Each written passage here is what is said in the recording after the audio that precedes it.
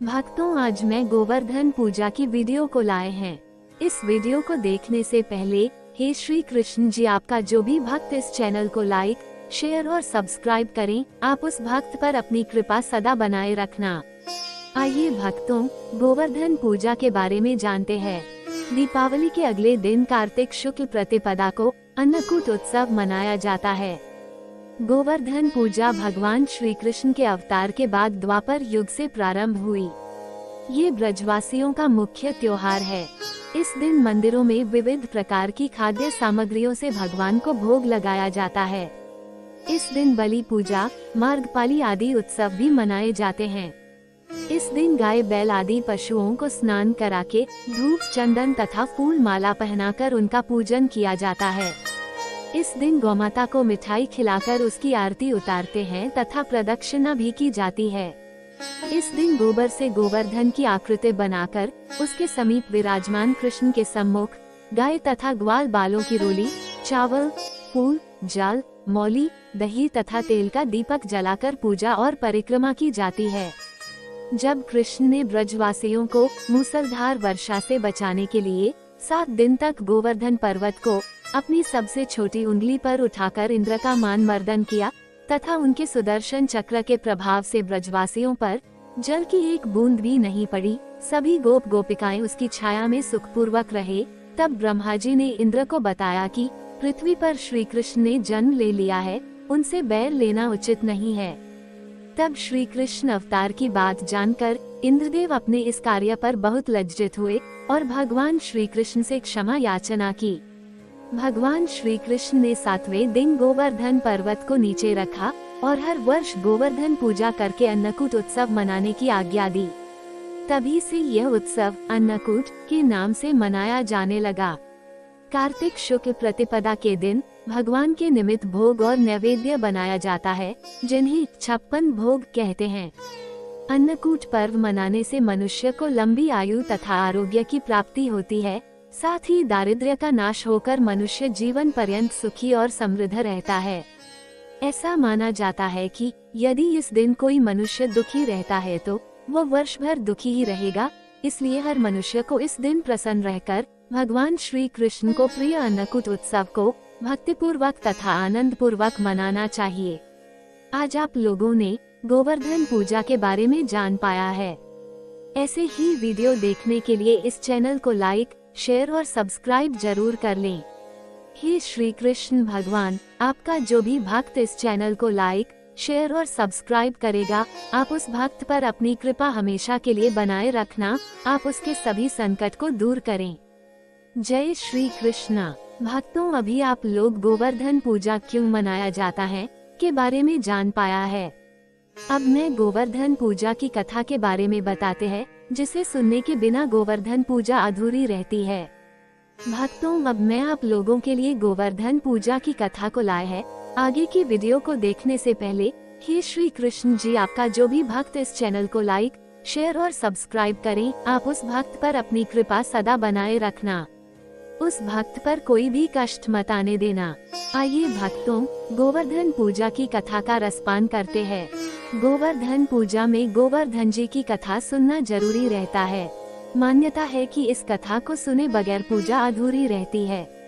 आइए जानते हैं गोवर्धन पूजा की कथा।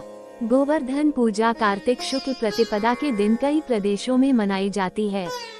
इस दिन गाय, गिरिराज पर्वत, भगवान श्री कृष्ण और माता लक्ष्मी की पूजा की जाती है। इस दिन श्री कृष्ण को अन्नकूट भोग लगाया जाता है। साथ ही गोवर्धन कथा सुननी चाहिए।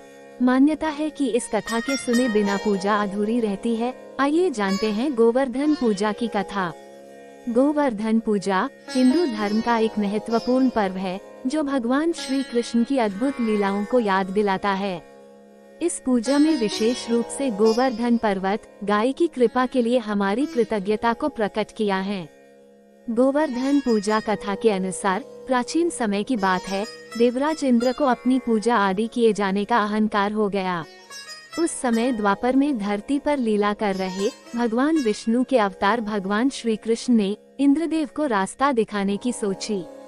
इस पर जब एक दिन सभी ब्रजवासी उत्तम पकवान बना रहे थे और इंद्र की पूजा की तैयारी कर रहे थे तो कान्हा ने माँ यशोदा से पूछा, मैया, ये आप लोग किसकी पूजा की तैयारी कर रहे हैं? माँ यशोदा ने कहा, लल्ला, हम देवराज इंद्र की पूजा करने जा रहे हैं। वो वर्षा करते हैं जिससे हमारी फसलें उगती हैं। भगवान कृष्ण ने कहा, मैया, हमें तो गोवर्धन पर्वत की पूजा करनी चाहिए, क्योंकि हमारी गायें वहीं चरती हैं। इंद्र का दर्शन भी नहीं होता और वह तो पूजा न करने पर क्रोधित होते हैं। ऐसे अहंकारी की पूजा नहीं करनी चाहिए। कृष्ण की इस सलाह पर सभी ब्रजवासी इंद्र की पूजा के बजाय गोवर्धन पर्वत की पूजा की। इंद्र ने इसे अपना अपमान समझा और क्रोधित होकर मूसलधार वर्षा शुरू कर दी। इस बारिश ने सभी ब्रजवासियों को भयभीत कर दिया और उन्होंने भगवान कृष्ण को दोषी ठहराना शुरू कर दिया और बचाने के लिए उन्हें ही कुछ करने के लिए कहने लगे। इस पर भगवान कृष्ण ने सभी ब्रजवासियों को गोवर्धन पर्वत के पास इकट्ठा होने के लिए कहा। अपनी मुरली को कमर में बांधकर अपनी कनिष्ठा अंगुली पर गोवर्धन पर्वत को उठा लिया और सभी ब्रजवासियों को अपने गाय और बछड़ों के साथ गोवर्धन पर्वत के नीचे शरण लेने के लिए बुलाया। इस पर इंद्र का क्रोध और बढ़ गया और उन्होंने बारिश की तीव्रता को और भी बढ़ा दिया। इस स्थिति को नियंत्रित करने के लिए भगवान कृष्ण ने सुदर्शन चक्र को आदेश दिया कि वह पर्वत के ऊपर रहकर वर्षा की गति को नियंत्रित करें। उन्होंने शेषनाग से भी कहा कि वह मेड़ बनाकर पानी को पर्वत की ओर आने से रोकें। इस प्रकार भगवान कृष्ण ने अपने भक्तों की रक्षा की। इंद्र ने ये सब देखकर महसूस किया कि कृष्ण कोई साधारण व्यक्ति नहीं है। वो ब्रह्मा जी के पास पहुँचे और अपनी समस्या बताई। ब्रह्मा जी ने इंद्र को समझाया कि भगवान कृष्ण स्वयं भगवान विष्णु के अवतार हैं और उन्हें पहचानने में उनकी गलती हुई। इस पर इंद्र का घमंड टूट गया और उन्होंने भगवान कृष्ण से क्षमा याचना की और उनकी पूजा करने का निर्णय लिया। इसके बाद से ब्रज समेत पूरे संसार में इस दिन गोवर्धन पूजा होने लगी और कान्हा को अन्नकूट भोग लगाया जाने लगा। इस पौराणिक घटना के बाद से गोवर्धन पूजा का आयोजन किया जाने लगा। ब्रजवासी इस दिन गोवर्धन पर्वत की पूजा करते हैं और गाय बैल को स्नान कराकर उन्हें रंग बिरंगे कपड़े पहनाते हैं। उन्हें गुड़ और चावल देकर विशेष रूप से सम्मानित करते हैं। गोवर्धन पूजा के दिन भक्तगण गोबर, मिट्टी या आटे से गोवर्धन पर्वत का प्रतीक अपने घरों में बनाते हैं और उसकी पूजा करते हैं। इस पूजा के माध्यम से भक्त अपने पापों का प्रायश्चित करते हैं और भगवान कृष्ण से कृपा प्राप्त करने की प्रार्थना करते हैं। इस दिन किए गए अन्नकूट भोग का विशेष महत्व है। विभिन्न प्रकार के भोग जैसे कि रोटी, चावल, दही और मौसमी फल कान्हा को अर्पित किए जाते हैं। भक्तगण पूरे मन से भगवान कृष्ण की आरती करते हैं और उनकी कृपा प्राप्त करने की प्रार्थना करते हैं। हे श्री कृष्ण भगवान, आपने जैसे ब्रजवासियों को संकट से बचाया, ऐसे ही अगर जो भी आपका भक्त इस चैनल को लाइक, शेयर और सब्सक्राइब करता है, उसे भी सभी संकट से बचाए रखना। अपनी कृपा उस पर सदा बनाए रखना।